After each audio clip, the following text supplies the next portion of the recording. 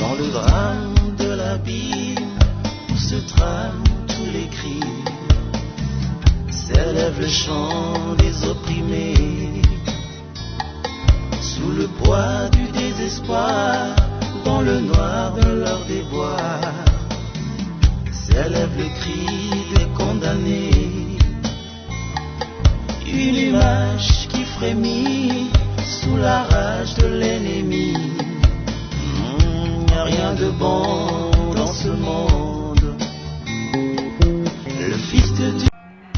Bien-aimés, bonjour, bonsoir. Cela dépend de l'heure à laquelle vous êtes en train de nous suivre. Et partout en République démocratique du Congo et partout dans le monde. Vous nous suivez en Hollande, vous nous suivez en Afrique du Sud, vous nous suivez à Brazzaville, vous nous suivez partout dans le monde. C'est votre programme La Voix Céleste Télévision. Un programme initié par l'église locale Bethesda, conduit par l'homme de Dieu, le révérend Sylvain Ngoyiwa Kabaka. Bandeko bozolanda biso bipai nyonso na mokili mobimba. Ezali programme oyo euti na Kinshasa, capitale ya République démocratique du Congo. Wapepai bobanda kolanda ba émission diffusée na kati ya chaîne oyo La Voix Céleste Télévision.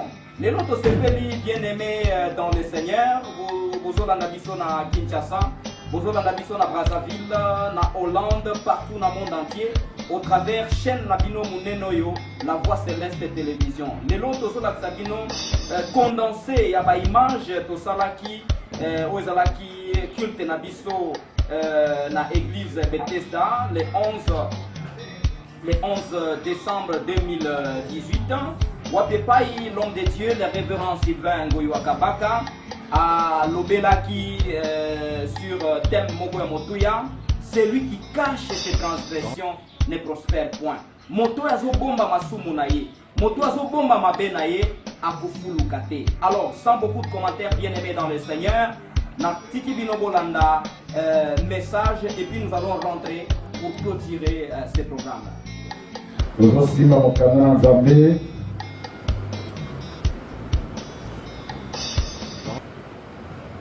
La proverbe. Na busengo telema isikedaliyo pour honorer Malbanazam. Miss Malbanazam, la proverbe 28. Mon canal a massé, tu pouvais aller dans Mwambe 28. Vous avez côté là, verset 13. Na 14, Pedi Susu, Toko Simba, Mokana Nzambe, Pwede ya zali malamu,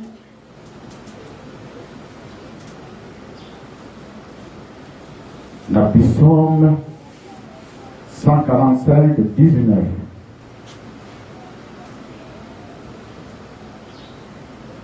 À 20. Tokani Iboso Namokanda, il y a Proverbe 28, 13 à 14. Nous lisons au nom de Jésus. Amen. Celui qui cache ses transgressions ne prospère point. Mais celui qui les avoue et les délaisse obtient miséricorde. Heureux l'homme qui est continuellement dans la crainte.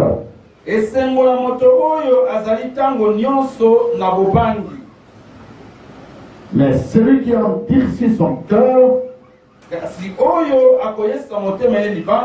tombe dans le malheur. Amen. Amen. Alors 145 totandi na kombo na Kristo Yesu. Amen. 19 à 20. Il accomplit les désirs de ceux qui le craignent. Akokokisaka bosenga na ba oyo bakubanga kaye. Il entend leurs cris. et il les sauve. L'Éternel garde tout ce qu'il aime. Et il détruit tous les méchants. Amen. Amen.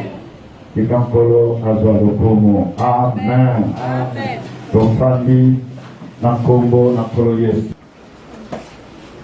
Oyo kenela ngai malamu na matangi mibale oyo biso totangi liboso na Proverbe 28 mokando na basese ekomama na moto na bwania ekomama na moto na bwania moto na mayele moto na bozwi ye azalaka troisième voie ya libota na bana na Israël oyo adirijaki liboso les 12 tribus lokola tata na ye David azalaki mwana oyo alingamaka na tata pe mwana oyo alingaka Nzambe.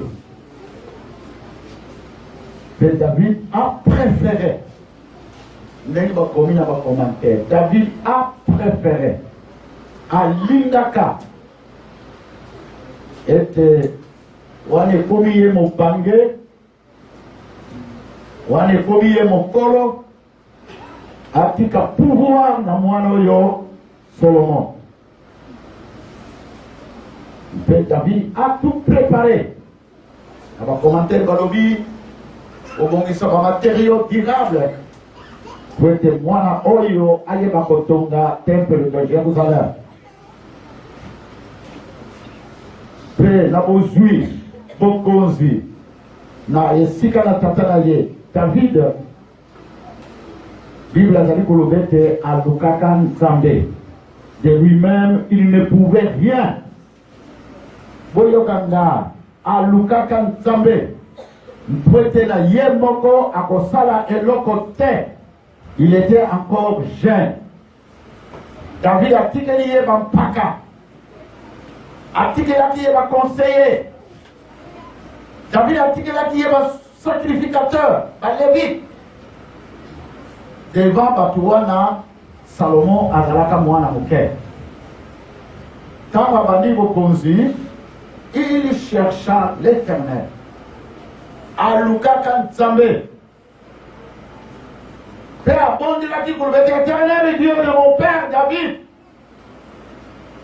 Na commis ici que la tata de David. Pour être diriger 12 tribus d'Israël. Na mungai moko na kokokate. Accorde à ton serviteur de l'intelligence, de la sagesse et du discernement pour n'aller pas au Kaba, pour tambourissa 12 tribus de l'Israël. Zambalobi, le polo luki bozuite, mais au Senginga Iboania, au Senginga Ibayele, il y a pour tambourissa le Kotaroyo, la passion Mayele, l'intelligence, la sagesse et le discernement. Barbi mutumoko na la mayele lokola Salomon te. Atako Victor azolo ba français atako merdi pour bazo pasuka wala ba français Salomon alegaki bango. Nixon.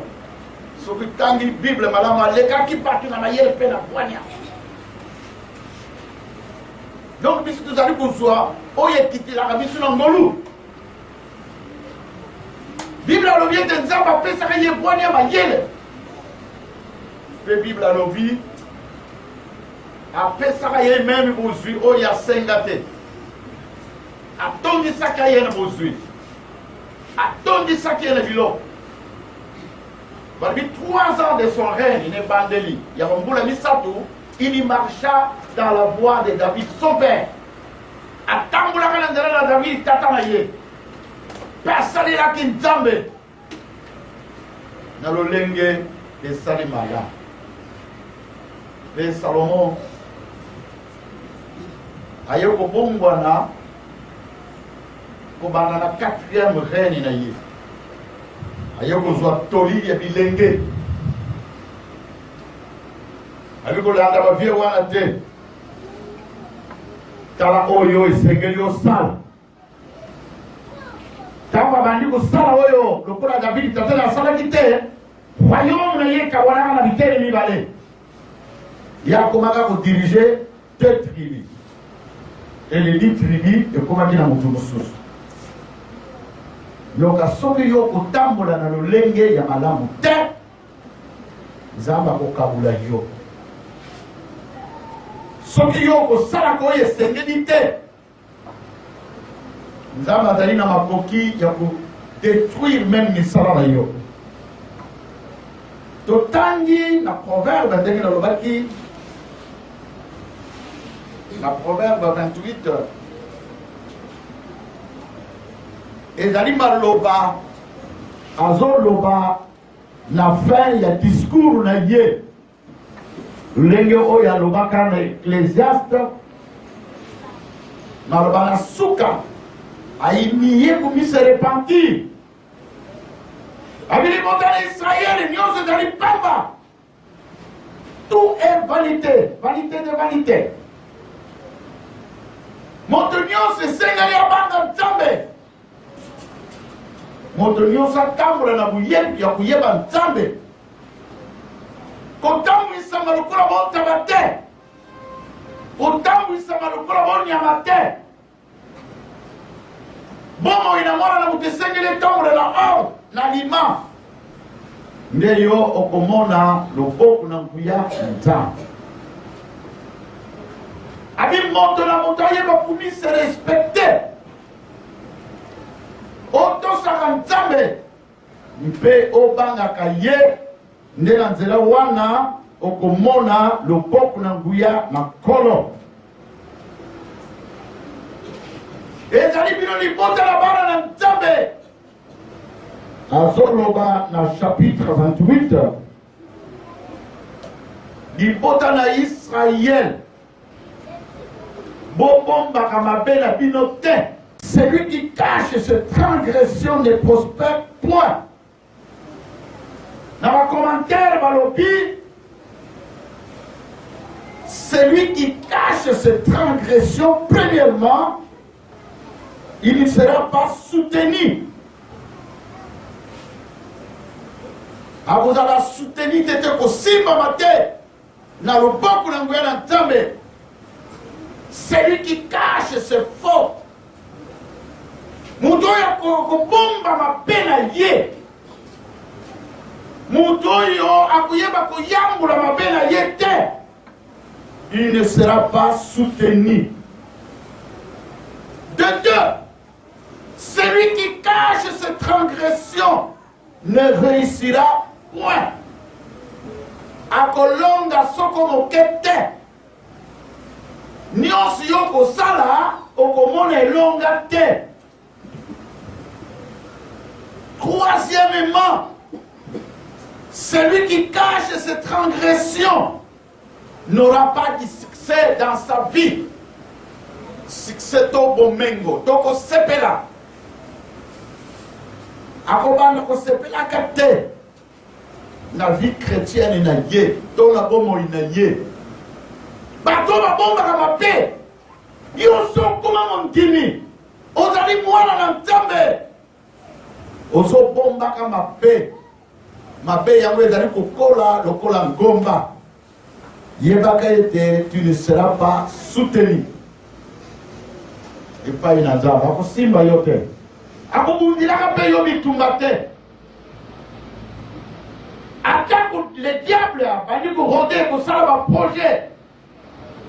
Lokola yo bomba ka mape na yo masumu na yo. Okozala soutenite, ako simba yote. Okozala na réussite te. Na nyonso ekosala yo. Troisièmement, okozala na succès te. Quatrièmement, Tu ne seras pas heureux. C'est lui qui cache ses transgressions. Et dans la voiture pélée, soi-disant bon limo tema, mais ezali na mabe oya bombaka, ezali na lisumu oya bombaka, ayebaka koyambola yango te. Même atako ntango azwa lipatisi ayambola yango te. Lisumu wana ezali kaka kati na ye, ezobota ngomba monene. Moto wana akozala soutenu te. Moto wana akomona loboko na nguya na Nzambe te. Akozala na elonga te. Il n'aura pas de réussite, il n'aura pas de succès. Akozala pe moto na esengo te.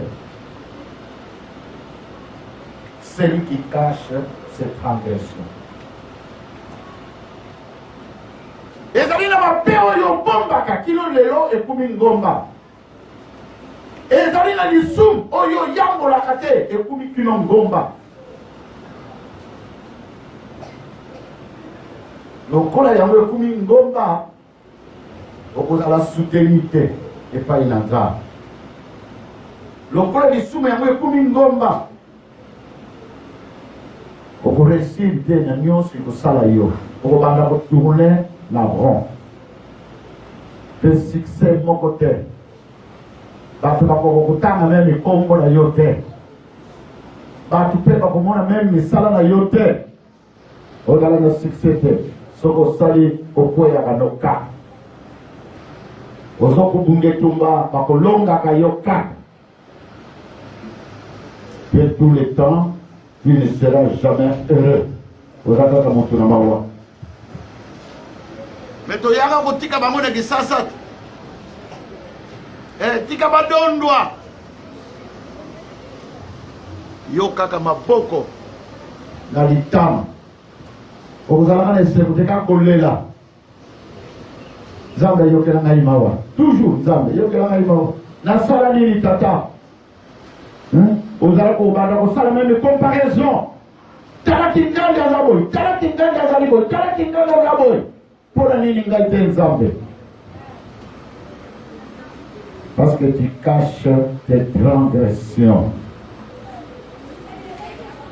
Celui qui cache ses transgressions ne prospère point.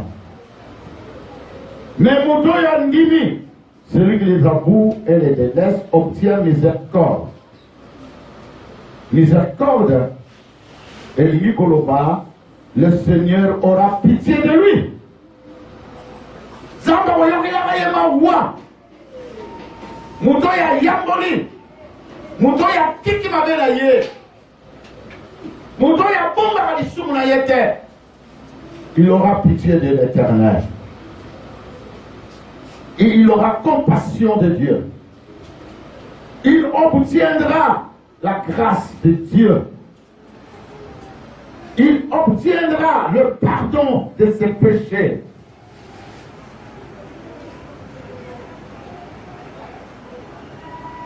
Il aura aussi la bonté de l'Éternel.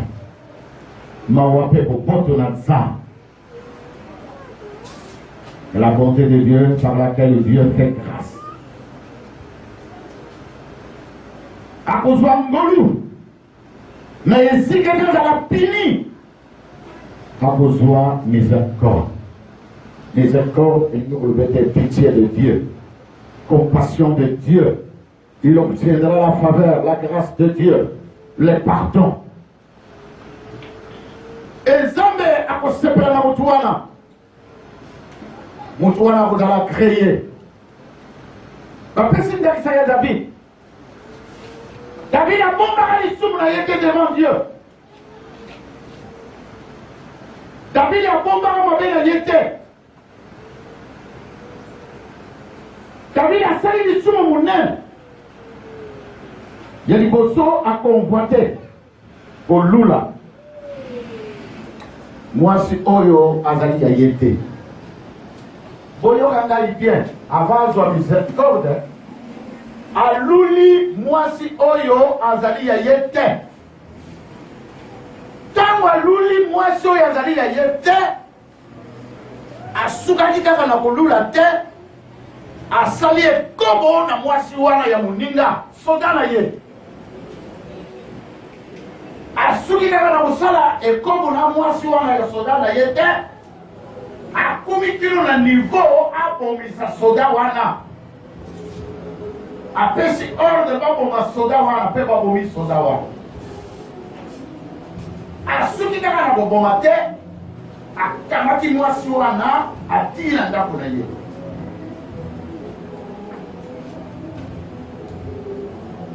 asukaki kaka na kotia ye na ndako te abandi kobotisa ye bana nde mwasi wana abota Solomon.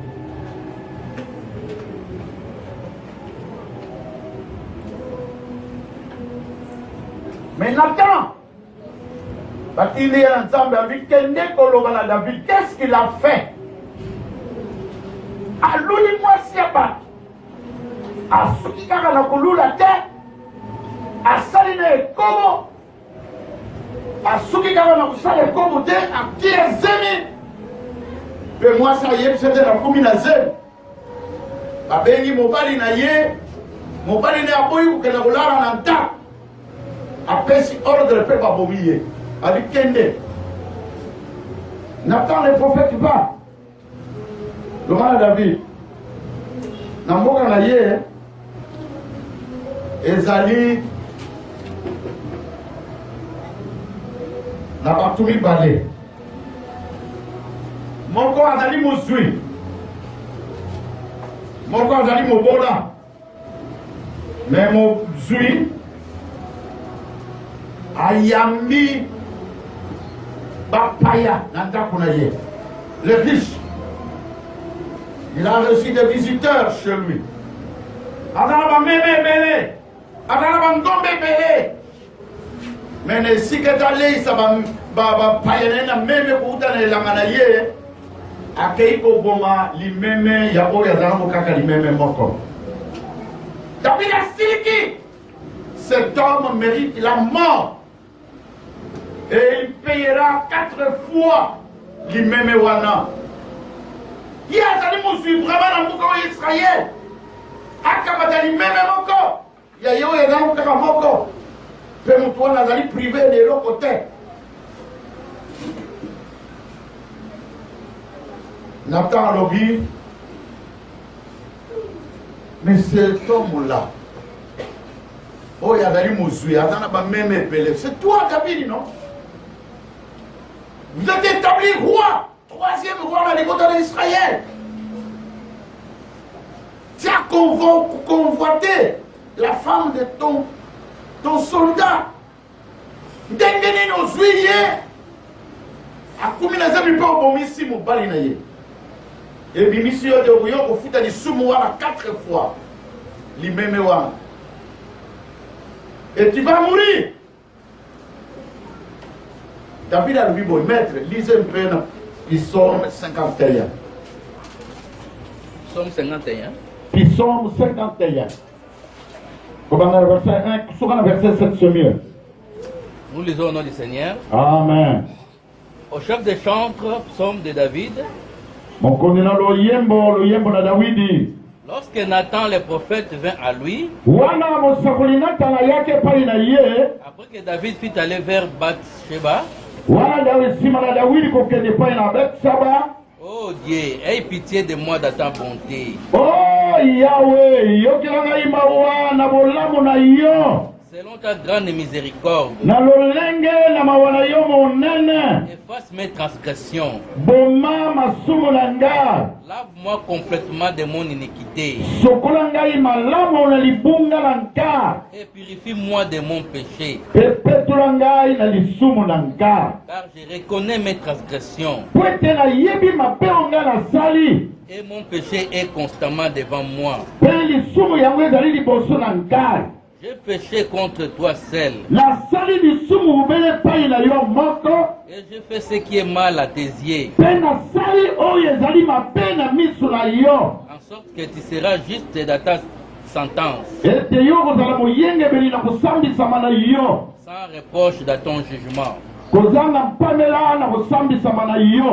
Voici, je suis né dans l'iniquité et ma mère m'a conçu dans les péchés. Amen. Amen.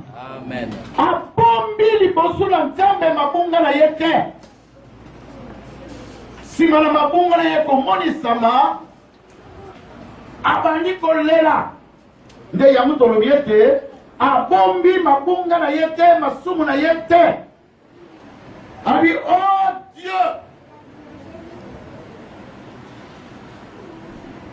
aie pitié de moi dans ta bonté na bulamu na yo na bombi libunga na nga te masumu na nga te. Aie pitié de moi. C'est-à-dire, compassion na yonza. Na sosoli. J'ai péché contre toi seul. Et j'ai fait ce qui est mal à tes yeux. Et mon péché est constamment devant moi.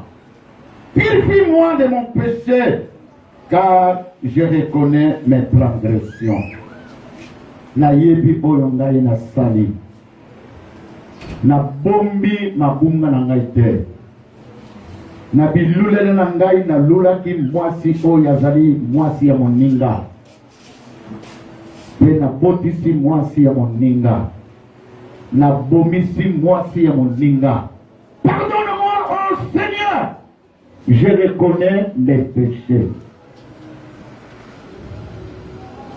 Est-ce que yo okoka kuyambula liboso na Nzambe to ozali moto oyo abombaka mabunga?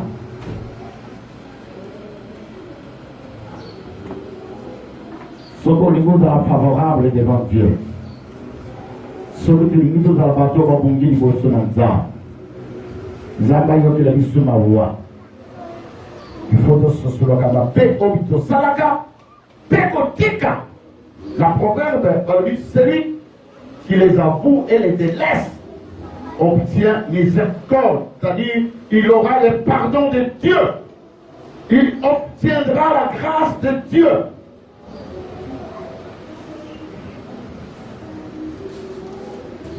Sambe akoyokele mawa, Sambe akolimbisa ye. Moto wana kozala soutenu. Il aura du succès, de la réussite. Il y a des chrétiens hypocrites. Il y a des chrétiens hypocrites. On dirait que pas la tête. Il y a des chrétiens hypocrites. Et pas il a pasteur.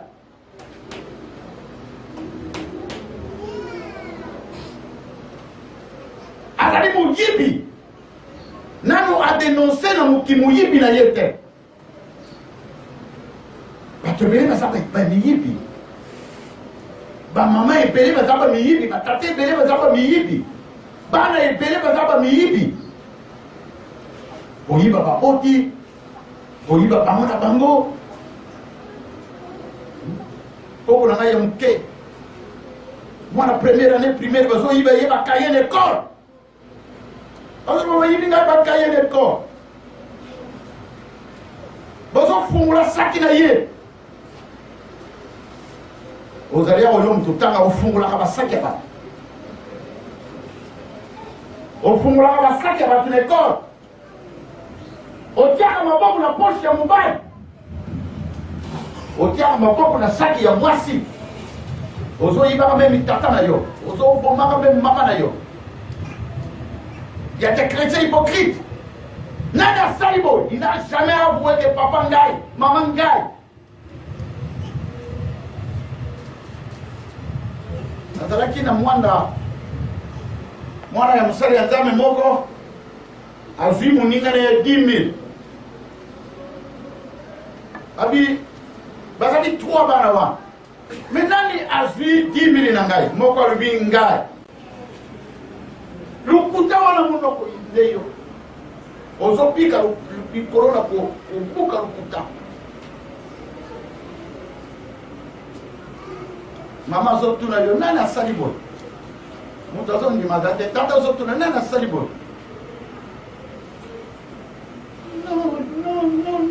Non.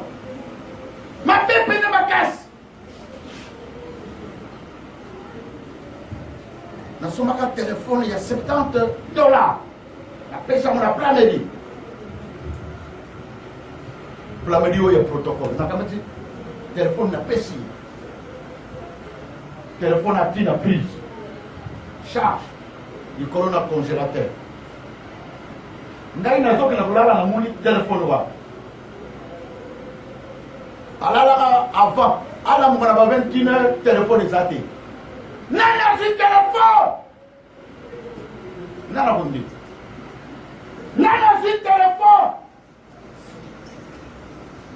Ba vino sona kasa noko pete. Ntoka pete ba pete. Toke to fouiller pete. Tina chambre. Téléphone ezo mona na te. Dollar. Tongo etani na kamatika na Bible. Ale bino nyonso boya na kati ya ndako. Na kitisi Bible na se. Soki yo yebi ke ozwi téléphone wana te. Chama boko no dikolo na Bible ndete Jésus. Ngai te mutu na zwaki. Il y a des hypocrites. Mutu andimate. Pe baso banga nzambe te. 2 jours après. Narbi oya zwaki téléphone. Lokolo busima ki Bible. Ozala ngambo devant Dieu. Toyo komona téléphone wapi. Market. Obi market so ba tiaka biloko. Téléphone ezalaki na charge. Et comme na market. Kino le nom personne n'a dit que ezali ngai. Des menteurs. Ça m'a beaucoup frustré.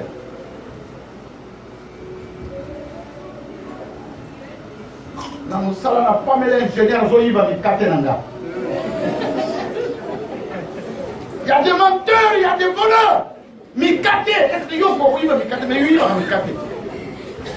Parfois que la yiba tombe sur yaba. Est-ce que soutien les années loko ko yiba? Ba soutien tout qui même na tombola.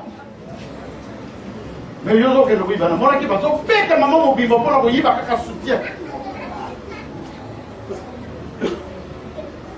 Kazo lata biloko muyibi nana yambula te.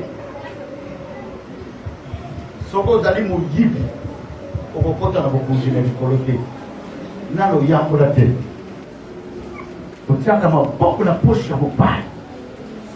Okibaka mobali. Tina pas honte. Okozwa mawa na nzambe te. Okobika te soki yo okotika te. Ozofungolaka sakoshi ya mwasi na yo. Ngai mama bosanaka mbongo mbala mingi. Omona papa tika yango na mbeto. Soki nga namoni yango na tangi kati yango na poche na ngai. Mbongo ezalaki avec eux. Dimanche passé na pesi 50 000. Non 50 000. 50 000 nzoka. Tango alongoli elamba azalaki nango. Atia uli kolona bilamba elamba mususu ezibi yango ngapena nakeo ko sukuna na kamati kiloti na ngai na tili kolowa tangu ngana zo benda kiloti na ngala mbonga mamezo kwe na bia mama zo tuna mbonga na ye ngala kuzala lokola bana bandi makate ngala lokoti 50 000 na ye na tia na kila poche na mbonga ngala upesi na 50 000 na bia ma tanga ila combien 50 000 pour baba na te. Il faut être sincère. Heureux celui qui craint l'Éternel. Et c'est mon amour ya banga kanzambe. Et c'est mon amour ya banga kanzambe. Bien-aimé, celui qui cache ses transgressions ne prospère point. Celui qui les avoue et les délaisse obtient miséricorde. Wana ezalaki message boti kolanda. Olingi omona bolamu ya Nzambe bien-aimé. Olingi omona loboko na Nzambe likolo na yo. Likolo na misala na yo. Olingi omona succès na vie na yo. Olingi yo mata. Omona Nzambe kosala kati na vie na yo. Confesse tes péchés. kobomba mabe na yo te, kobomba masumu te. Mbala mosusu za likambo oyo obomba na motema na yo. Bien-aimé, notre numéro est affiché au bas de votre poste téléviseur. Oko benga l'homme de Dieu, akoyamba yo, pe akorienter na nzela losambo, pe loboko na nzambe et koza likolo na yo. C'est la fin de ces programmes, bien-aimés dans le Seigneur. Vous nous suivez à Kinshasa, vous nous suivez partout dans le monde.